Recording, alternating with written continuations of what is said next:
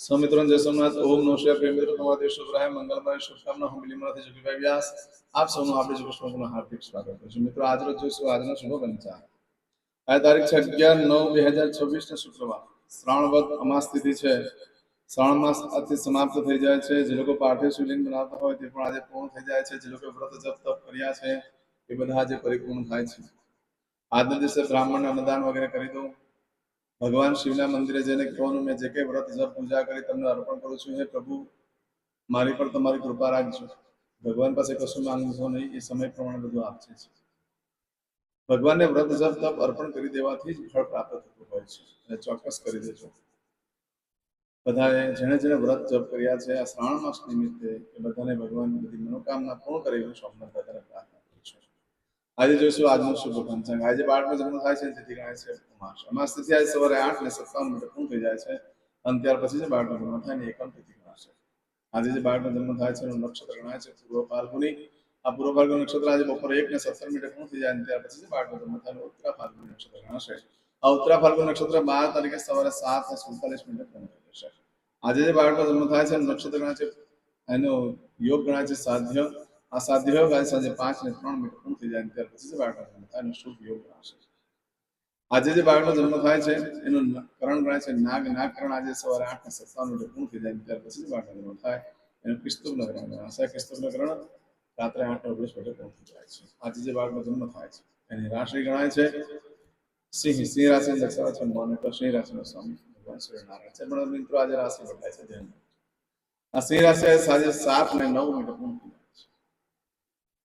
એટલે 7:09 પછી રાત્રે સાંજે 7:09 પછી જે બાળકનો જન્મ થાય એની કન્યા રાશિ કન્યા રાશિની દક્ષિણ રાશિ પઠાણ કન્યા રાશિનો સ્વામી બુધ ગણાય છે આ કન્યા રાશિ આજે સાંજે 7:09 થી શરૂ થઈ 14 તારીખે બપોરે 1:27 એટલે ત્યાં સુધી જે બાળકોના જન્મ થાય બધાની રાશિ કન્યા રાશિ તિથિ વાર નક્ષત્રો તોડનું બહુ મહત્વ છે મિત્રો એમાં જેનો જન્મ હોય તેને ચોક્કસ પ્રમાણે પૂજા વિધિ કરેલો જીવન સરળ બની જશે આજે જે કોઈ મારા સબસ્ક્રાઇબ મિત્ર મારા ઘર પરિવારથી કોઈ પણ સદસ્યની વર્ષગાંઠ છે મેરેજ એનિવર્સરી છે બધાને મારી ઘણી ઘણી શુભકામના તમારા જીવનમાં ખૂબ પ્રગતિ ઉન્નત થાય ભગવાન શંકર તમારી બધી મનોકામના પૂર્ણ કરે હું સોમનાથ દાદાને પ્રાર્થના કરું છું આજના દિવસે જે કોઈ મારા સબસ્ક્રાઇબ મિત્ર મારા ઘર પરિવારથી કોઈ પણ સદસ્ય વર્ષગાંઠ હોય સવારમાં ઉઠીને આજનું સુગન કરેલો આખું વર્ષ તમારું સુંદર વ્યતીત થશે આજે એ લોકો કોઈ નોકરી ધંધા માટે જરૂરી છે કોઈ નવો વેપાર વ્યવસાય ચાલુ કરવા જઈ રહ્યું છે આજના દિવસે કોઈ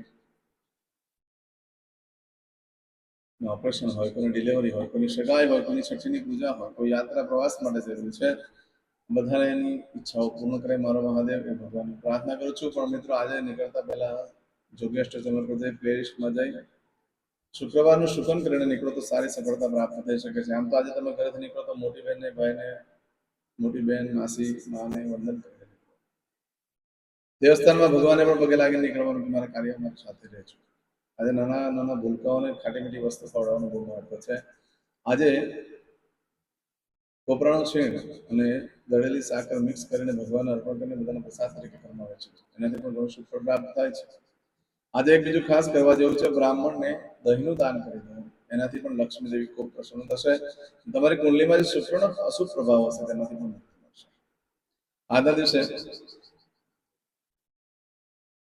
કોઈ પણ કાર્ય કરવા માંગો છો તેના માટે ચોક્કસ શુભ સમય છે જોઈ લઈએ સવારે 6 થી 10:30 વાગ્યા સુધીનો સમય શુભ રહેશે બપોરે 12 થી બપોરે 21 મિનિટ સુધીનો સમય શુભ રહેશે સાંજે 4 થી 4:30 થી સાંજે 6 વાગ્યા સુધીનો સમય શુભ રહેશે રાત્રે 9 થી રાત્રે 10:30 વાગ્યા સુધીનો સમય શુભ રહેશે રાત્રે 12 થી આવતીકાલે સવારે 4:30 વાગ્યા સુધીનો સમય શુભ રહેશે આ સમયગાળા દરમિયાન તમે કોઈ પણ કાર્ય કરો છો તેમાં સારી સફળતા પ્રાપ્ત થઈ શકે છે પરંતુ મિત્રો આજના દિવસ અમાસ છે એટલે અશુભ છે કોઈ પણ કાર્ય કરવા માટે યોગ્ય દિવસ નથી અનિવાર્ય સંજોગોમાં તમારે કરવું પડે એમ જ છે તો સૌથી પહેલા આપણે જોગેશ ચેનલ પર જઈ પ્લેલિસ્ટમાં જઈ આજનું સૂચન કરીને નીકળો સારી સફળતા પ્રાપ્ત થઈ શકે છે અને આજના દિવસે મારા સબસ્ક્રાઇબ મિત્રમાં ઘર પરિવારમાંથી કોઈ પણ સદસ્યના ઘરે કોઈની પુણ્યતિથિ છે તો પુણ્યતિથિ નિમિત્તે આજે ગરીબોને ભોજન કરાવો બ્રાહ્મણોને અન્નદાન કરો કાગડાને ખવડાવો ગાયને ખવડાવો પુત્રને ખવડાવો અન્નદાન કરો શિવ મંદિરે જઈ પીપળાની પાસે દૂધ જવ પાણી ચડાવી દીવો કરી પિતૃના માટે ઉદ્ધાર માટે વિષ્ણુ ભગવાનને પ્રાર્થના કરવાની કે અમારા પિતૃને મોક્ષ ગતિ પ્રાપ્ત કરાવો ભગવાનને જો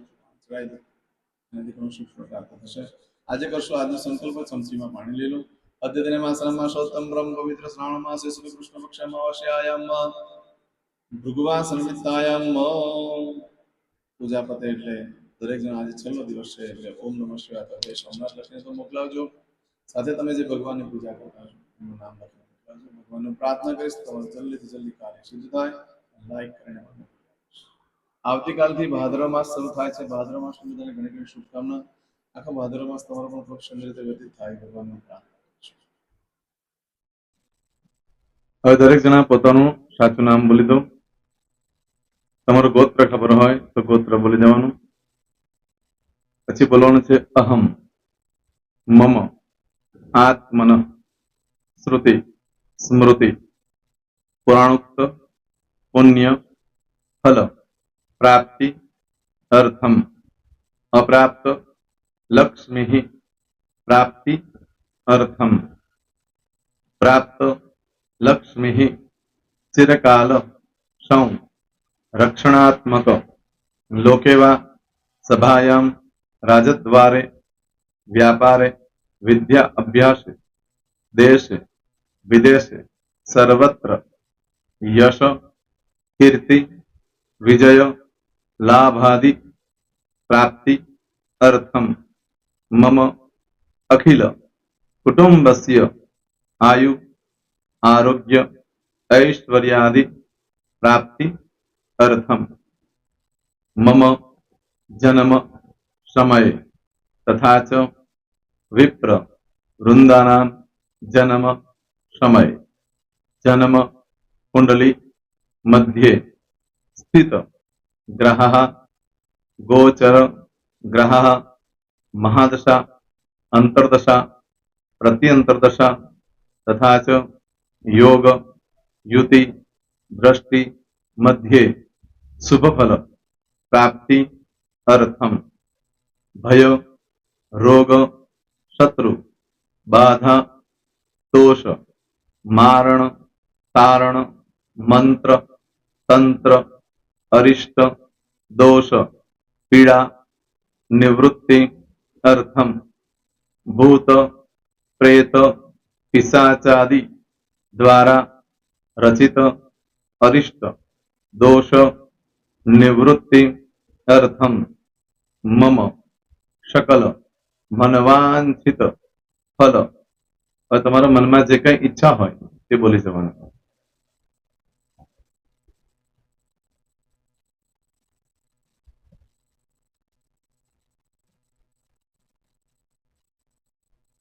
बोलो अनुसारतः सकल मनवांछित फल प्राप्ति अर्थम.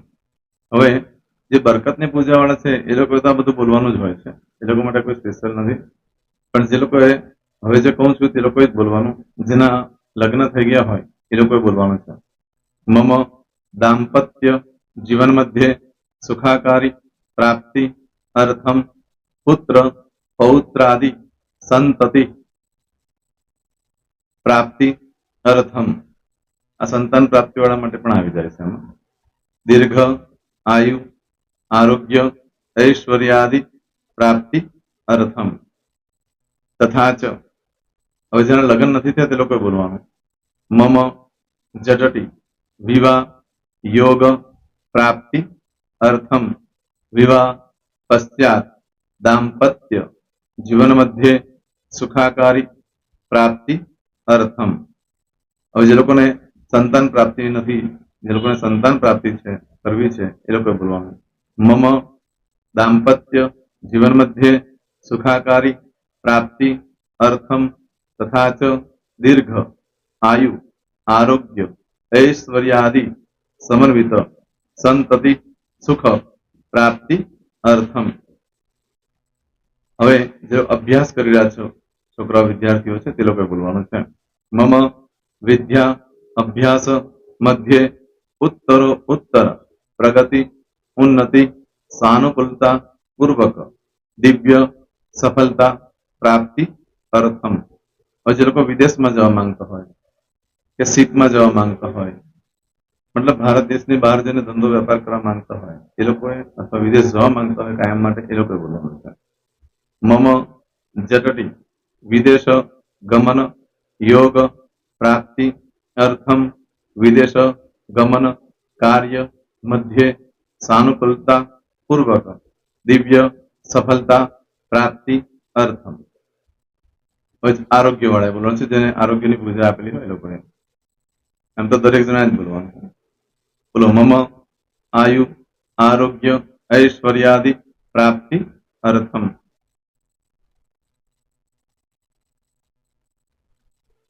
હવે દરેક જણા બોલવાનું.